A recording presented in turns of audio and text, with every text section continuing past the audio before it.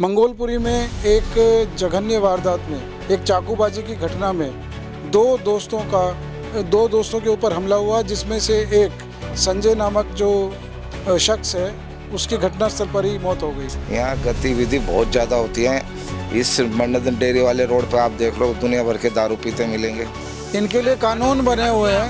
Video बना के भेज दूँ सर, भी बताओ। का ये आरोप है गांजा, स्मैक और दारू मैं वीडियो बना के भेज दूंगा मीडिया को ही। बताओ, आप मुझे बता दो। कोई रोक नहीं लगाने वाला? रोक ही नहीं है, सबको पता है कहाँ बिकता है, क्या पैसे खाते हैं सबके पुलिस वाले।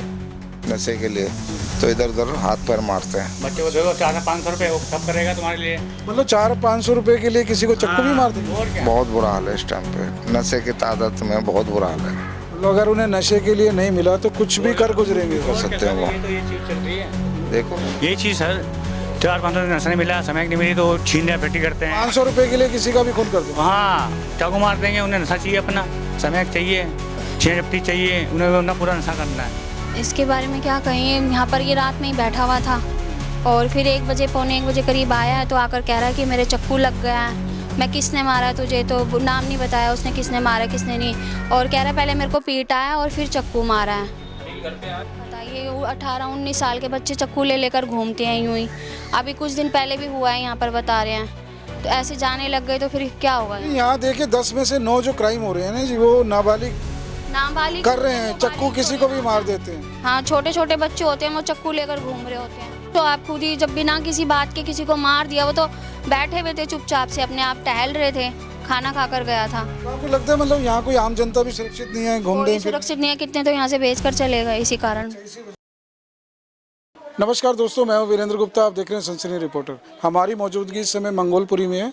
मंगोलपुरी में एक जघन्य वारदात में एक चाकूबाजी की घटना में दो दोस्तों के ऊपर हमला हुआ, जिसमें से एक संजय नामक जो शख्स है उसकी घटनास्थल पर ही मौत हो गई, जबकि जो दूसरा उनका दोस्त अनिल नाम का जो शख्स है वो इस समय ज़िंदगी और मौत के बीच में झूल रहे हैं। इस समय उनका RML में उपचार चल रहा है, लेकिन बताया जा रहा है कि उनकी हालत बहुत सीरियस है। उनके परिवार में आज हम मौजूद हैं, उनके परिवार वालों से बात करते हैं, इस घटनाक्रम के बारे में जानते हैं और उस परिवार की क्या उम्मीद है पुलिस से, प्रशासन से, ये भी जानने की कोशिश करते हैं। तो मिलते हैं परिवार से और इस घटना के बारे में जानते हैं। देखिए, इस पूरे घटनाक्रम में जो 2 व्यक्ति शामिल थे, एक संजय नाम के और एक अनिल नाम के।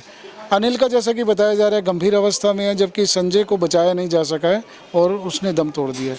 तो अनिल के भाई साहब हमारे साथ हैं, इनसे हम बात करते हैं और इस घटना के बारे में जानते हैं। सर, अपना नाम बताइए। मेरा नाम संजीव है जी।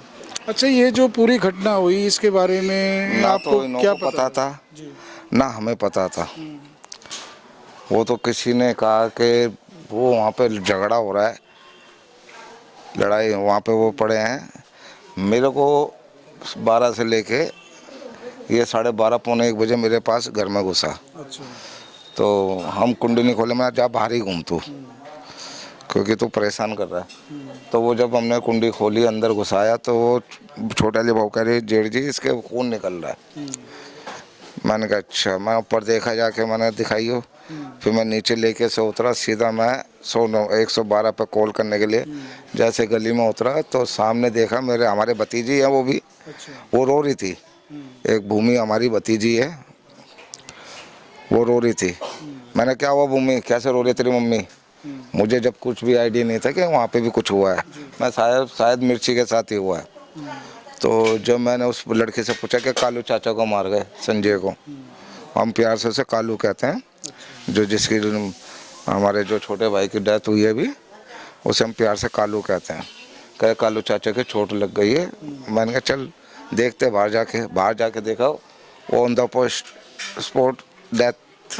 चाकू के घाव थे उसके हार्ट पे मारा चाकू। जब डॉक्टर से बात हुई कि पंपिंग, जब ये चीज़ खून को फिल्टर करता है, खून को सर्कुलेट करता है पूरे शरीर में, जब यही लीकेज हो जाए तो बंदा बचेगा। तो इस वजह से, इस कारण है यहाँ गतिविधि बहुत ज़्यादा होती है। इस मंडन डेयरी वाले रोड पे आप देख लो, दुनिया भर के दारू पीते मिलेंगे। तो आपको वजह क्या लगती है कि इतनी बड़ी देखो, घटना हो गई, किस इतनी वजह? बड़ी घटना की वजह तो हमें कुछ नहीं लगती। ये भी काम पे गए हुआ है, थका आ रहा, इनके सो जाते हैं। जो छोटा वाला भाई था, इन्हों को थोड़ा रोटी खाने के बाद घूमने के बाद शौक था, आग सेक रहे थे पहले तो। और जो कह रहे थे बंदे, ये बैठे हुए थे। अब सुल्तानपुरी के बंदे और यहाँ से क्या मतलब है उनका? अच्छा, आपको लगता है कि जिन लोगों ने ये कृत्य किया है वो बाहर के थे या लोकल थे? सुल्तानपुरी के, जो हमारी दिल्ली पुलिस बता रही है, वो कह रहे सुल्तानपुरी के लड़के हैं। रात को इन्हों को अरेस्ट किया गया है।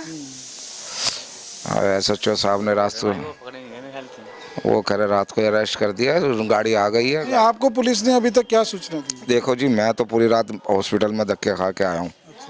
मैं भी सब 12 साढ़े 11 बजे तक आया हूँ मैं। मुझे नहीं पता रात को क्या है। वहाँ पे जो 2 पुलिस वाले पहुँचे थे RML हॉस्पिटल, तो उनसे मेरी बात हुई थी। मैंने सर वो क्या हुआ फुटेज का?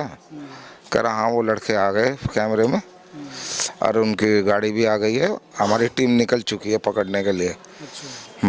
तो आपको किसने सूचित किया कि उन्हें पकड़ा गया है? दिल्ली पुलिस के 2 RML हॉस्पिटल में आए थे। अच्छा, मेरे भाई के एक शर्ट और पैंट ले गए हैं जिस पे वो ब्लड था। अच्छा, तो वहाँ पे वो साइन भी करवा के लेके गए हैं जब वो थोड़ा होश में था। अच्छा, ये बताइए, घटना होने के बाद तुरंत आपको लगा कि कार्रवाई हुई है या इसमें देर कोई मेडिकल एड आपको मिली हो? मेरी बात सुनो आप जनाब, तुरंत का तो ये होता है कि जिसका पेशेंट होता है वो ये नहीं देखता इंसाफ मिलेगा, पहले वो अपना पेशेंट बचाने की सोचेगा।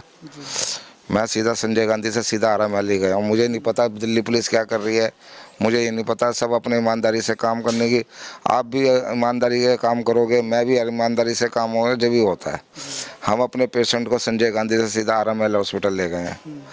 जब यहाँ आन के मैंने कंबल लिया, उसको ठंड लग रही थी, जब देखा तो यहाँ पे SHO ACP साहब ये सारे खड़े थे। रात के टाइम फॉरेंसिक टीम भी आई हुई थी जो जांच। अब वो जाने पकड़े गए हैं। जब मैं यहाँ पर आया हूँ 11 बजे तो कह रहे वो पकड़े गए हैं, सुल्तानपुरी के लड़के थे।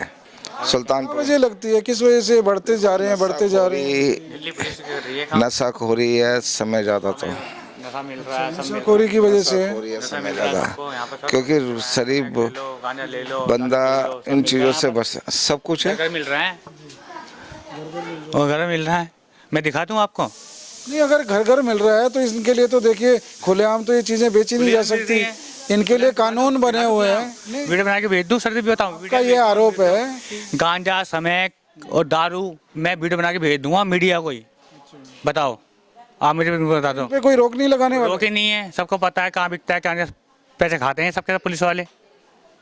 अच्छा, ये बताइए, नशे का आप बता रहे हैं कि मेन नशे की वजह से सब कुछ हो रहा है। नशे तो में नशे में कुछ अभी पीछे रिपोर्ट्स आई हैं कि नाबालिग भी शामिल हैं, छोटे छोटे स्कूल के बच्चे। हम बच्चे ही काम कर रहे हैं, छोटे छोटे बच्चे। ज्यादातर ये बच्चे ही काम- बच्चे काम कर रहे हैं, बड़े तो बच्चों से कोई काम कराता है या बच्चे अपने आप ही लग जाते अपने हैं? आप ही कर दो, नहीं क्या पता बच्चों को वहीं बच्चे नहीं, कोई बच्चों से कोई करवाने वाला कोई गिरोह लगता है आपको? सर जी सब करवाते हैं, बच्चों से काम करवाएंगे तभी तो बैठे घर में आराम से बच्चे काम कर रहे हैं। पैसे नहीं मिलते ना नशे के लिए, तो इधर उधर हाथ पैर मारते हैं। बच्चे को देखो 400-500 रुपये, वो सब करेगा तुम्हारे लिए। मतलब 400-500 रुपए के लिए किसी को चक्कू भी मार देंगे? और क्या? बहुत बुरा हाल है इस टाइम पे, नशे की तादाद में बहुत बुरा हाल है। मतलब अगर उन्हें नशे के लिए नहीं मिला तो कुछ भी कर गुजरेंगे। कर सकते हैं वो। ये तो ये चीज़ चल रही है, देखो ये चीज़ सर 400-500 नशा नहीं मिला, समय नहीं मिली तो छीन फटी करते हैं। 500 रुपए के लिए किसी का भी खून कर देंगे। हाँ, चाकू मार देंगे। उन्हें नशा चाहिए, अपना समय चाहिए, छीन झपटी चाहिए, उन्हें अपना पूरा नशा करना है। इसके बारे में क्या कहें, यहाँ पर ये रात में ही बैठा हुआ था और फिर 1 बजे पौने 1 बजे करीब आया है तो आकर कह रहा है कि मेरे चक्कू लग गया है। मैं किसने मारा तुझे, तो नाम नहीं बताया उसने, किसने मारा किसने नहीं, और कह रहा है पहले मेरे को पीटा है और फिर चक्कू मारा है।